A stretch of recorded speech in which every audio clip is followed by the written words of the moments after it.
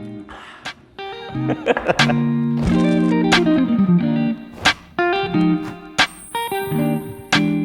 I'm your Korean coffee dad. Welcome to my cafe. Did you know that I've run coffee shops for the past 20 years? Some people think of me as a bit of a coffee expert. The coffee company that my wife Trish and I run is called Wrecking Ball Coffee Roasters, and we have cafes in San Francisco and Berkeley, California. Right now, we're in Berkeley. I haven't really been talking about coffee in my videos yet, but so many of you have been asking if I can tell you more about coffee. So I wanted to bring you here to my cafe so we can talk about coffee. Is that cool? I figured that there's a lot of information already out there about coffee, but maybe I can break down the basics in my own way that can help explain a lot about what's going on in coffee. And maybe I can help you figure out what you like and don't like in different coffee drinks that are out there, okay? Let's start with the building block of all coffee drinks, the coffee bean. Coffee is actually a fruit, and you take the seed from the coffee fruit and roast it to get the whole bean roasted coffee like this. But most people don't consume coffee in bean form, though in theory you could chew it up and eat it, I guess. No, to get coffee drinks, first you have to brew the coffee. Sometimes we talk about extracting the coffee. If you grind the beans down to tiny bits the size of grains of sand, you can soak them in hot water, and there are different flavors and stuff that are trapped up in the grounds that dissolve in the water, and that's pretty much brewing coffee. Yeah, that's pretty much it.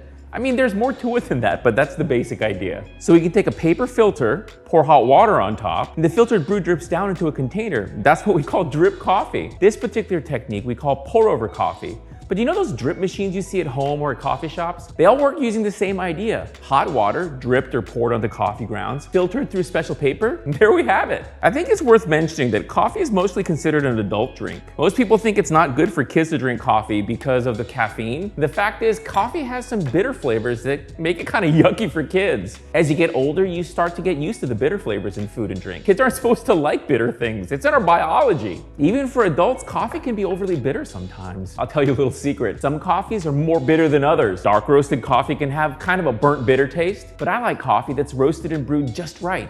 So it's a delicious balance of all the complex flavors that coffee has to offer. You know, coffee is the most chemically complex thing that human beings eat or drink. It's one of the main reasons why people love coffee so much. A lot of people like to put some extra stuff in their coffee. If it's really good quality, it might taste good to you as black coffee without any additives. But if you like it that way, you should feel free to add some kind of milk or cream, a sweetener if you like, really whatever you want. Really, drink what you like, but be open to trying new things. That's what I always do. You know, drip coffee can be hot, but it can also be ice cold. Iced coffee drinks can be really yummy too. And it's nice that you don't have to wait for the coffee to cool down because a lot of the time it's just too hot to drink. Same rules apply with iced coffee. There aren't any rules. I've seen a lot of videos on YouTube, Instagram, and TikTok of young people making all kinds of different iced coffee concoctions with different creamers and syrups and stuff. And you wanna know what I think of all that? I think it's great. There's just something about coffee that makes people wanna personalize it and come up with coffee drinks that are all their own. And I love seeing the creativity from everyone who's coming up with drinks that they love. So I was talking before about drip coffee, but there's another way to make coffee that people love too.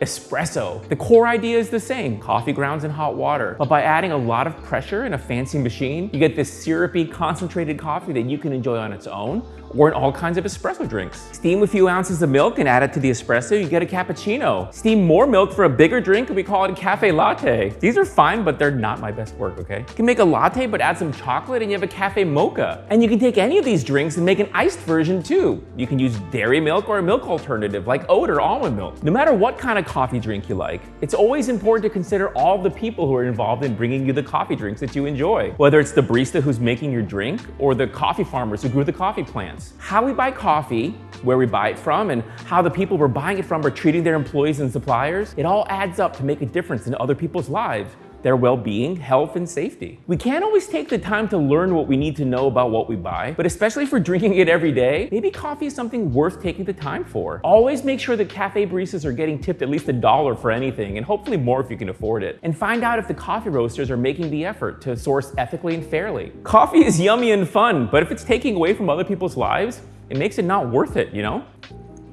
Gotta take care of our baristas, coffee workers in our communities. That's how we keep coffee yummy and fun, right?